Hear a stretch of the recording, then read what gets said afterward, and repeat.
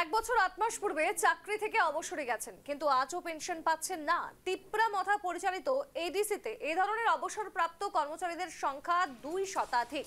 Pension নিয়ে দীর্ঘ বঞ্চনার পর খুমলুঙে এডিসির মুখ্য কার্যনির্বাহী আধিকারিকের অফিস ঘেরাও অবসরপ্রাপ্ত কর্মচারীদের। শুধু ঘেরাও করেননি, অবসরপ্রাপ্ত কর্মচারীরা বর্তমান তিপ্রা মথা পরিচালিত এডিসি প্রশাসনের বিরুদ্ধে আর্থিক অনিয়মের অভিযোগও তুলেছেন।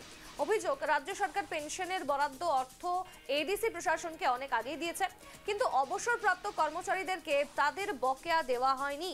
১ বছর ৮ মাস কেটে গেলেও এখনো পেনশন পর্যন্ত চালু করা হয়নি। স্বাভাবিকভাবেই ক্ষুব্ধ অবসরপ্রাপ্ত কর্মচারীরা এডিসি সদর খুমলুঙের মাটিতে দাঁড়িয়ে প্রশ্ন তুলেছে, পেনশনের জন্য বরাদ্দ অর্থ গেল কোথায়? করতে পারতেছি না, না আছে ডেভেলপমেন্ট, না আছে অ্যাডমিনিস্ট্রেশন, কি আছে? সব স্যালারি করার পরে পেনশনগুলো জিরো হয়ে গেছে।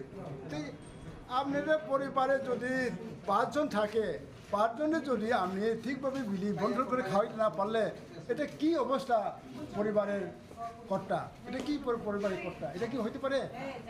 এটা তো অনেক মানে মানে ওয়ান্ডারফুল, এটা খুব বিপজ্জনক। এটা কারণ তোমার বাচ্চা যদি ৫ জন থেকে যদি একজন খাইতে না পারলে কি হবো অবস্থা?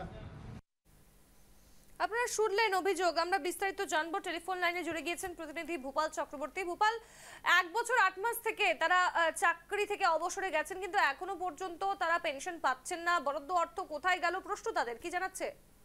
একেবারে মিসম্যানেজমেন্টের একেবারে চূড়ান্ত রূপ বলা যেতে পারে। কারণ স্বাভাবিক কারণে যদি কোনো কর্মচারী অবসরে যান, সেটা নিঃসন্দেহে প্রশাসনিক কর্মকর্তাদের কাছে সেই সংক্রান্ত ডাটা থাকে এবং কে কোন মাসে অবসরে যাচ্ছেন, কতজন যাচ্ছেন, সবটাই থাকে।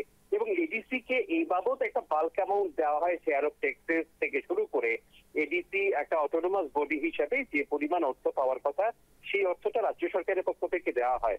এবং ত্রিপুরা সরকারের অর্থ দপ্তর থেকেও একটি সূত্র আমাকে জানাচ্ছে যে এই বিষয়ে রাজ্য সরকারের পক্ষ থেকে কোনো ধরনের লেনদেন বকেয়া নেই, সময় মতো এডিসি কে টাকা দেওয়া হয়েছে। কিন্তু তা সত্ত্বেও কেন এডিসি প্রশাসন সেই কর্মচারীদের পেনশনের বকেয়া যাবতীয় কিছু মিটিয়ে দিচ্ছে না এবং তাদের যে ১-১.৫ বছরের উপর বেশি সময় ধরে তাদের পাওনা টাকা এডিসি রেখে দিয়েছে, সেই টাকার সুদই বা কে নিচ্ছে এবং কেন তাদের বঞ্চিত করে রাখা হচ্ছে, এর উত্তর কিন্তু কেউই দিচ্ছে না। আমি নিজে কথা বলার চেষ্টা করেছি এডিসির মুখ্য কার্যনির্বাহী সদস্য পূর্ণচন্দ্র দেববর্মার সঙ্গে, তিনি টেলিফোন রিসিভ করেননি। এছাড়াও প্রশাসনিক কর্মকর্তাদের সঙ্গে কথা বলার চেষ্টা করেছি। এডিসির পক্ষ থেকে এখনো এই ব্যাপারে স্পষ্ট কিছু বলা হয়নি। তবে কর্মচারীদের দীর্ঘদিন ধরে, যারা অবসরে গেছেন, তাদের দীর্ঘদিন ধরে যে বঞ্চনা করা হচ্ছে, এটাই একেবারে স্পষ্ট হয়ে উঠে আসছে। বেশ, ধন্যবাদ ভূপাল।